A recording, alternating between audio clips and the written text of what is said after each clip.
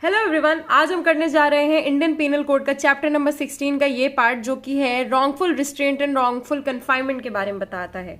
ठीक है, यानी कि wrongful restraint and wrongful confinement. अब देखो, रिस्ट्रेंट क्या है? एक छोटी सी चीज है, यानी कि थोड़ी सी एक जगह से आगे जाने के लिए रिस्ट्रेंट कर दिया। और रॉन्गफुल कन्फाइनमेंट एक तरह से कन्फाइन कर दिया, यानी कि उसके चारों ओर एक गोलाई खींच दी और वो उसके आगे निकल नहीं सकती। फॉर एग्जाम्पल, मैं एग्जाम्पल नहीं दूंगी क्योंकि मेरे दिमाग में जो एग्जाम्पल आ रहा है वो रामायण से रिलेटेड आ रहा है, बट ठीक है, वो एग्जाम्पल नहीं देते हैं। ठीक है, रॉन्गफुल रिस्ट्रेंट, ठीक है, that was confinement not wrongful confinement. Okay, तो रॉन्गफुल रिस्ट्रेंट में आते हैं। रॉन्गफुल रिस्ट्रेंट आता है सेक्शन नंबर 339। ठीक है सेक्शन नंबर 339 हमने इसमें बात की है कि इसमें जो सेक्शंस हैं, सॉरी, इसमें जो नए टॉपिक्स हैं वो कैसे स्टार्ट होंगे। ऑलमोस्ट उनके लास्ट में लिखा होगा 9। ठीक है, 29, 39, 49, 59। ठीक है, ऐसे ऐसे होंगे सेक्शंस। तो 339 में स्टार्ट होता है। रॉन्गफुल कन्फाइनमेंट है 340 में, फिर इसके बाद रॉन्गफुल रिस्ट्रेंट की पनिशमेंट है 341 में, और रॉन्गफुल कन्फाइनमेंट की पनिशमेंट है 342 में। ठीक है, पहले ये चार कर लेते हैं। रॉन्गफुल रिस्ट्रेंट हो गया, ये क्या है? वॉलंटरी हो गया, ऑब्स्ट्रक्शन हो गया, इन डायरेक्शन, एनी डायरेक्शन, किसी भी डायरेक्शन में। ठीक है, उसकी क्या है? राइट टू मूव को रोकना, उसको बोलते हैं रॉन्गफुल रिस्ट्रेंट। ठीक है, लेकिन एक्सेप्शन इसका क्या है? गुड फेथ, ठीक है, या फिर लीगल राइट। तो ये हो गया रॉन्गफुल रिस्ट्रेंट। रॉन्गफुल कन्फाइनमेंट यानी कि 340 में आ गया wrongful restraint plus prevent movement beyond circumscribed limit. ठीक है, रॉन्गफुल रिस्ट्रेंट तो है ही है, उसके साथ एडिशन में क्या है? किसी पर्टिकुलर सर्कमस्क्राइब्ड लिमिट से बाहर नहीं जाने दे सकते आपको। ठीक है, वो हो गया रॉन्गफुल कन्फाइनमेंट। फिर इसके बाद आ जाते हैं हम सेक्शन नंबर 341। इसमें क्या है? इसकी पनिशमेंट है। तो पनिशमेंट क्या है? 1 मंथ की है और 500 रुपए तक की है। 1 महीना 500 रुपए। ये क्या है? कॉग्निजेबल है, बेलेबल है और कंपाउंडेबल है। ठीक है, फिर इसके बाद 342 में अब देखो, इसकी पनिशमेंट है 1 मंथ, इसकी पनिशमेंट क्या है? 1 ईयर, यानी कि ये बहुत ज्यादा बुरी चीज है। 1 साल है इसकी पनिशमेंट। ठीक है, फाइन भी इसका 1000 रुपए है। ये भी क्या है? कॉग्निजेबल है, बेलेबल है, कंपाउंडेबल है। ठीक है, फिर इसके बाद क्या है? अब हम इसमें आ जाते हैं रॉन्गफुल कन्फाइनमेंट के आगे और भी सेक्शंस है। 1, 2, 3, 4, 5, 6 सेक्शंस और हैं। ठीक है, 4 + 6 कितने हो गए? 10। ठीक है, तो 6 इसमें और सेक्शंस है। 343 यानी कि 3 दिन से ज्यादा का कन्फाइनमेंट है तो कितनी सजा होगी? 2 साल की सजा होगी प्लस फाइन होगा, एडिशन फाइन हो सकता है। फिर इसके बाद 344 में है 10 साल से ज्यादा के लिए कन्फाइन कर दिया गया है तो 3 साल की सजा, फाइन। ठीक है, नेक्स्ट इसके बाद ये दोनों तो एक स्लॉट हो गया। नेक्स्ट इसके बाद दूसरा स्लॉट आता है जिसके लिए रिट ऑफ लिबरेशन की गई हो, लिबरेशन की रिट की गई हो 345 में, और उसको आपने नहीं छोड़ा है तो उसको क्या है? 2 + 2 ईयर्स। ठीक है, और एक्स्ट्रा मतलब एक्स्ट्रा साल की भी सजा मिल सकती है। फिर इसके बाद क्या है? साइलेंटली, ये क्या है? ठीक है, सीक्रेटली अगर रॉन्गफुली कन्फाइन कर दिया गया ताकि किसी को पता ही ना चले, जो भी पता कर सकते हैं उसके बारे में, तो उसको कितने साल की सजा है? 2 साल की सजा है। देखो, मेजरली देखा जाए तो इसमें क्या है? कितने तक की सजा है? 1 से लेकर के 3 साल तक की सजाएं हैं। फिर उसके बाद क्या है? 347, ये क्या है? प्रॉपर्टी बनी हुई है, पेड़ है, पेड़ पे ही प्रॉपर्टी पे ही पेड़ उगता है। ठीक है, तो इसमें कितने साल की सजा है? अगर किसी प्रॉपर्टी को एक्सटॉर्ट करने के लिए है तो कितनी सजा है? 3 साल प्लस फाइन। ठीक है, दूसरा क्या है? कोई कन्फेशन निकालने के लिए रॉन्गफुल कन्फाइनमेंट है, यानी कि 4 दीवारी में रख के तुमसे बोला है बता बता वरना जाने नहीं दूंगा, तो क्या है? कन्फेशन निकालना चाह रहे हैं वरना वो जाने नहीं देंगे।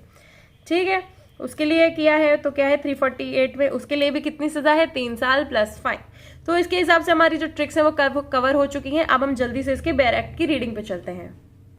अब देखो, हमें ये तो पता चल गया कि wrongful restraint and wrongful confinement जो है वो 9 से एंड होंगे, पर हमें ये कैसे पता चलेगा कि वो स्टार्ट किससे होंगे? देखो, स्टार्ट भी 3 से होंगे, पर बीच में जो नंबर है वो कौन सा होगा? ठीक है, वो कौन सा होगा? तो अब देखो, आप क्या फेंसिंग लगा के किसी को रोकते हो तो ऐसी फेंसिंग हो जाती है, तो इसको 3 ऐसे कर लो। ठीक है, हमने 3M के लिए भी किया था और हम 3 इसके लिए भी कर रहे हैं। किसके लिए? फेंसिंग के लिए। तो रॉन्गफुल रिस्ट्रेनमेंट और रॉन्गफुल कन्फाइनमेंट। अब देखो, 339 में आ गया रॉन्गफुल रिस्ट्रेंट, तो हम इसके बारे में कर ही चुके हैं। कोई भी वॉलंटरी क्या कर सकता है? ऑब्स्ट्रक्ट करता है किसी भी पर्सन का आना जाना किसी एक डायरेक्शन में। ठीक है, एनी डायरेक्शन में जहां पे वो प्रोसीड कर रहा है। ये देखो, फेंस बनी हुई है। ठीक है, किसी डायरेक्शन में प्रोसीड कर रहा है। ठीक है, जहां पे उसका राइट है। तो क्या क्या इसमें चीज आ गई? पॉइंट क्या आ गया? 1, voluntary obstruction, proceeding of person in any direction. ठीक है, जहां पे उसका क्या है? राइट है, वो क्या है? रॉन्गफुल रिस्ट्रेंट है। एक्सेप्शन क्या है? 2 एक्सेप्शन है, गुड फेथ, दूसरा है लॉफुल राइट टू ऑब्स्ट्रक्ट। ठीक है, नेक्स्ट इसके बाद इसका इलस्ट्रेशन आ जाता है। ए ऑब्स्ट्रक्ट करता है a path along with Z has a right to pass.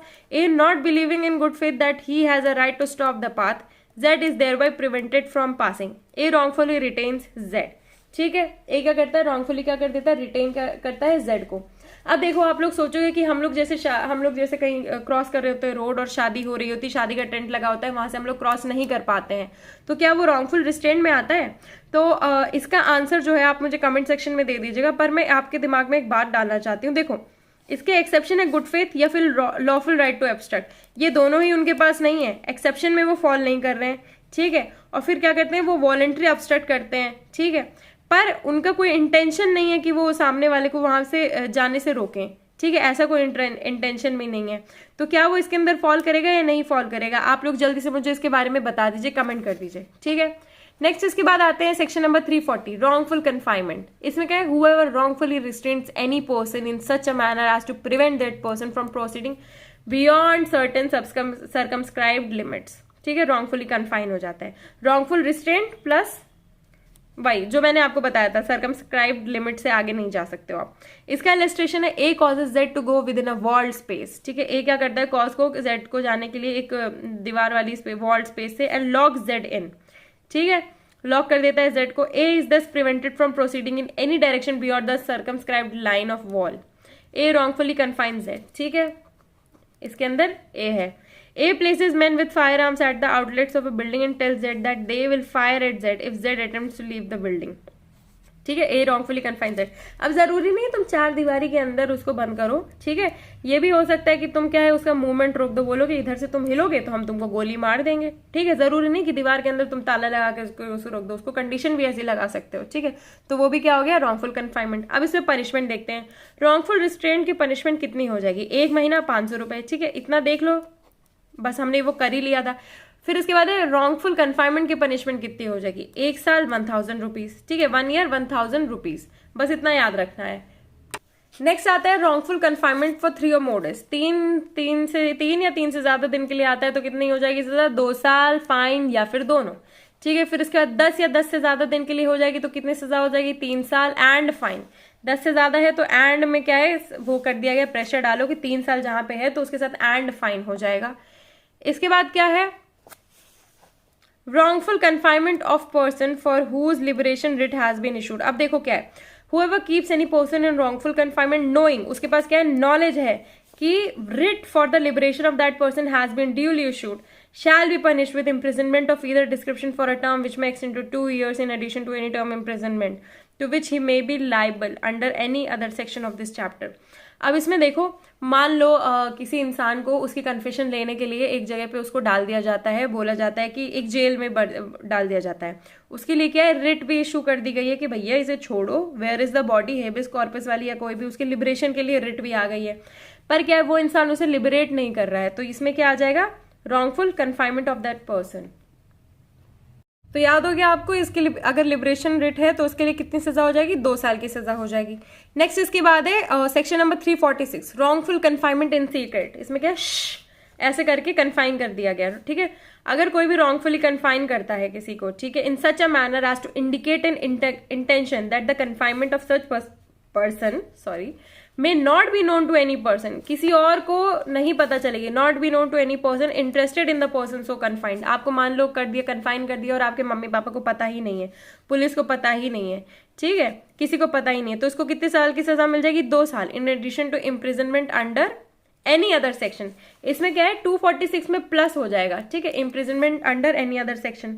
Next इसके बाद क्या आ जाएगा 247, wrongful confinement to extort property और construction to illegal act, constrain to illegal act, sorry, ठीक है। अब इसमें क्या है, प्रॉपर्टी एक्सटॉर्ट करनी है, तो उसके लिए क्या है, फॉर द पर्पज ऑफ एक्सटॉर्टिंग, ठीक है, किसी भी पर्सन से या फिर उस पर्सन में जो भी इंटरेस्टेड है, किसी इंसान को कोई कन्फाइन कर देता है या फिर कोई इलीगल एक्ट कराने के लिए या फिर कोई भी इंफॉर्मेशन देने के लिए, तो उसके लिए पनिशमेंट कितनी हो जाएगी, 3 साल प्लस फाइन, ठीक है, 3 साल एंड फाइन है इसमें, और रिकॉग्निजेबल, बेलेबल है और नॉन कंपाउंडेबल है। नेक्स्ट इसके बाद आ जाते हैं सेक्शन नंबर 348 पे। इसमें क्या है, wrongful confinement to extort confession और कंपेल रिस्टोरेशन ऑफ प्रॉपर्टी।